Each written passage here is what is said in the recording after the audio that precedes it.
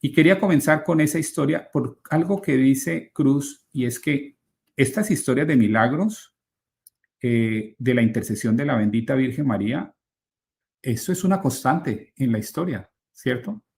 Cruz, estás en mute. Sí, perdón.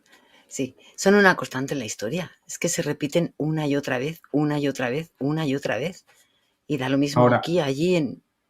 por qué no nos cuentas tú siendo de España, y lo puedes hacer con ese acento español tan lindo que tienes, por qué no nos cuentas tú qué pasó con la historia en Lepanto, en la batalla de Lepanto? Porque antes de entrar allí, yo lo único que quiero decir es que si no hubiésemos ganado en Occidente la batalla de Lepanto, yo no estaría hablándoles aquí de la Biblia, sino que estaría hablándoles aquí del Corán, Sí, sí, ¿cierto? eso es algo que hay que tener en cuenta porque voy a hacer un pequeñito contexto, ¿vale? Solamente un poquitito para que nos pongamos en situación. Tenemos a Europa ya dividida con el protestantismo, ya dividida la cristiandad en dos. Tenemos un imperio español fuertísimo que está en ultramar, que está prácticamente en toda Europa, toda Italia, todo eso es, aunque en distintas coronas, porque ya se ha dividido después de Carlos V, tenemos a Felipe II en el trono, que es el hijo de Carlos V, es el nieto de Isabel la Católica, un rey que es sumamente piadoso, sumamente religioso, hasta el punto que él renuncia en más de una ocasión en los conflictos en Flandes con los protestantes y con todo, renuncia a poder de defender territorios y a cosas de la corona por tal de aportar las tropas donde hace falta luchar, se las lleva con tal de que la catolicidad no sea atacada. Él va y defiende a sus primos de Alemania. Entonces, luego, España además venía, bueno, desde el siglo VII que empezó la invasión musulmana en España, hacía poco tiempo relativamente que habíamos terminado y conseguido reunificar España, pero ahí no se había terminado la historia con los musulmanes en España, porque desde Argel, desde Túnez, desde constantemente teníamos los piratas berberiscos, que eran como países satélites así de los turcos, con los barcos, venga a llegar a las costas, venga a atacar toda Italia, toda España. A Francia no, porque Francia como pactó con ellos, a Francia no. Pero en un punto hay una historia que son, creo que eran los 318 mártires de... No me recuerdo el nombre, bueno, ahora lo tendría que mirar. Bueno, vino a ser eso, es una invasión, ellos llegaron, invadían, si os convertís a la religión musulmana, os salvamos la vida. Pero la gente que tenía esa fe tan fuerte, la gente no apostataba, mataron a todos los hombres mayores de 15 años y al resto, las mujeres y los hombres menores, se los llevaron de esclavos y los vendieron por ahí prisioneros. Y eso era una constante, o sea, la forma brutal en la que en esa época el imperio musulmán en su ansia expansiva atacaba a Europa no era ninguna broma. Viena ya había sufrido 3 o 4 sitios. Precisamente Felipe II tuvo que coger tropas de Flandes, quitarlas de allí, perder varias ciudades para ir a defender Viena, para que no entrase el turco por allí. Hungría hacía unos años que había Qué caído. año es todo esto? Y estamos hablando del año 1571. Estamos hablando muy pocos años después de la Reforma.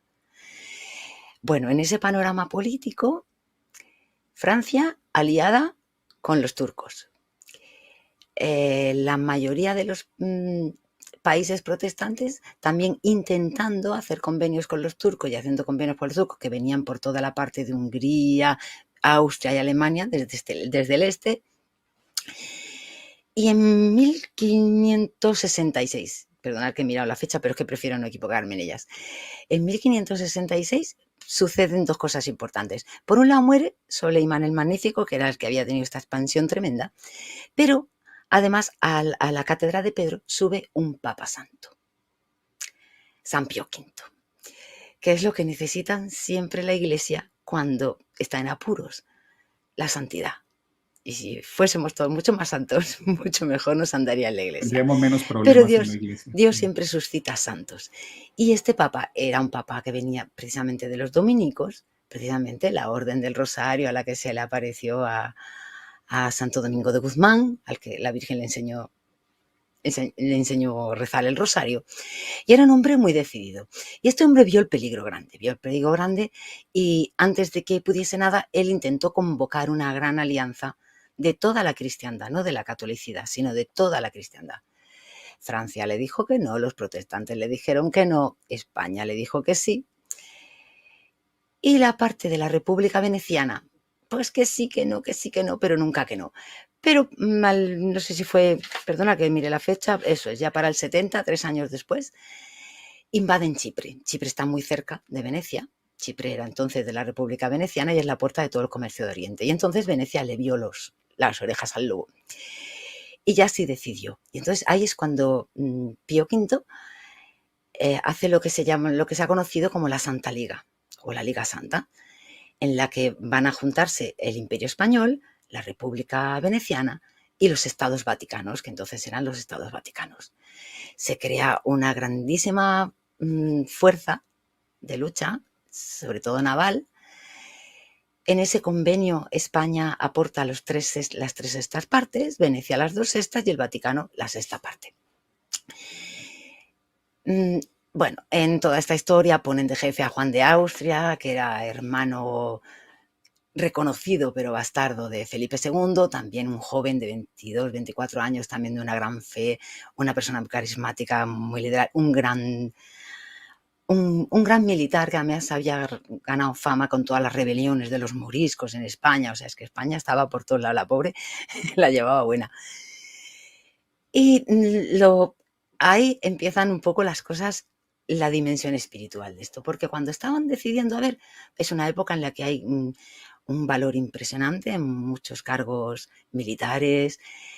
Y claro, ¿a quién iban a poner de comandante de todas las tropas? Y entonces ahí está bastante bien documentado que San Pío V abrió el Evangelio y le salió el Evangelio en la parte en la que dice: aparecía un hombre justo y este hombre se llamaba Juan, refiriéndose a Juan el Bautista. Y entonces él inmediatamente dijo: ya está, Juan de Austria tiene que ser el jefe. Lo aceptaron todos bastante bien porque a pesar de su juventud era reconocidísimo, se había ganado el reconocimiento. Bueno, pues ya se van. Bueno, la historia es mucho más larga, pero bueno, el caso es que el Golfo de Lepanto es como una ratonera, ¿vale? Entonces ahí había sus más y sus menos, a ver cómo iban a entrar, cómo no iban a entrar y sus cosas. Juan de Austria empieza a ver ya signos sobrenaturales el día de la batalla. La batalla se realiza el 7 de octubre de 1571. El día amanece completamente en calma, lo que beneficiaba muchísimo a los barcos, porque si hubiese habido aire, si hubiese habido tal, hubiese sido muchísimo más peligroso. Pero cuando llegan se encuentran con una sorpresa, que las tropas, las fuerzas navales de los turcos eran muy superiores a lo que ellos creían, hasta el punto de que, dejadme que voy a mirar los datos para no equivocarme en las cifras, ¿vale? Estábamos hablando de que tenía 93.000 soldados la Santa Liga y 124.000 el ejército de los turcos. O sea, En galeras, claramente eso superioridad era numérica. muy, muy, muy superior. Además era una flota potentísima en aquel entonces. La batalla empieza a las 12 del día, hora del Ángelus, en el que las tropas turcas lanzan la primera andanada, siempre iban a por la Real, a por la nave capitana en la que iba Juan de Austria. Le lanzan 3 disparos. Ninguno de los 3 disparos da y Juan de Austria interpreta esto como una protección de la Virgen. Ellos devuelven. La gente estaba rezando los rosarios. Bueno, espera, es que claro, perdona, es que me he comido todo eso. Perdonar. El Papa San Pío V delegó a un nuncio apostólico, a un representante de él, que fue barco por barco, dando la bendición a todas las tropas. Y convocó una jornada mundial desde la Basílica de Santa María de la Mayor, convocó a toda la catolicidad a rezar el rosario desde que decidieron empezar la guerra hasta que pasaron unos cuantos meses. Pues ahí estuvieron todos: venga a rezar el rosario, venga a rezar el rosario. Antes de la batalla, los sacerdotes subían a los barcos con toda la tropa, y ellos estaban allí. Les dieron nuevamente toda la confesión, les dieron la bendición. Y la noche de antes, toda la tropa había asistido a misa, había tomado la Eucaristía y habían estado rezando el rosario de rodillas. Eran gente de mucha fe. Es que eran gente de muchísima fe. Todo esto no se entiende si no se comprende la fe que guiaba a estos hombres. Bueno, el caso es que Juan de Austria empieza a ver los signos, se siente apoyado por el cielo, devuelve la andanada y destrozan prácticamente la nave capitana. Bueno, el caso es que 5 horas que duró la batalla, aquello fue brutal. Los combates allí hubo muchísima. El resultado es que la Santa Liga perdió 12 galeras y las tropas turcas perdieron 260 y tantas. Allí, y recuérdame, porque creo que esto lo leí en el libro del padre Galloway, que contaban que el viento estaba en contra y en un momento Eso fue dado... después. Eso fue después. Okay. Efectivamente. Hubo un momento en el que porque a pesar de que empezaron así, la batalla empezaron como a ganarla a los turcos por su superioridad numérica y de barcos. Y hubo un momento en que de ese día plácido que no se movía nada, se empezó a mover el viento. Pero el viento en contra de los turcos, lo cual favoreció a las tropas de la Santa Liga. Bueno, hicieron así, dieron unas vueltas y pudieron atacarlos por atrás, y ahí la batalla empezó a decantarse de otra manera. Pero el resultado, desde luego, fue impresionante, porque de 300 galeras que tenían los turcos, le llegaron a puerto 40. Perdieron 260. Y la Santa Liga perdió solamente 12 galeras. Impactante. Sobre todo porque estaban en desventaja significativa. Y cuando ya terminó, terminó la batalla a las 5 o las 6 de la tarde, pues para las 8 o las 9 se puso una tormenta impresionante. Juan de Austria también veía ahí como una señal sobrenatural de decir, nos ha ayudado el tiempo, porque si ese tiempo hubiese estado desde por la mañana, hubiese destrozado a todos los barcos. Además, él lo vio venir y pudieron llevar todas las naves a resguardo antes de que empezase todo el temporal, que sin embargo a los turcos los cogió yéndose del Golfo. Luego hay otras señales espirituales que son con Pío V. Pío V, que hemos dicho que habían estado rezando el rosario. Espera un segundo, perdona, porque me he hecho aquí un lío con una fecha que estaba buscando. A ver. Disculpadme un segundo, pero es que no tengo tan buena memoria. Vale, sí. Estamos diciendo que la batalla fue el 7 de octubre de 1571. La noticia de la batalla a Roma llegó el día 19 de octubre. A Venecia. Y a Roma el 21 de octubre. Pues 6-7 días antes de eso, el Papa estaba reunido con su tesorero, estaban haciendo cuentas, y de repente se levanta. Se va hacia una ventana, la abre, se pone a mirar al cielo, se le pone una gran sonrisa, se vuelve y le dice al tesorero, y os lo voy a leer literalmente, ¿vale?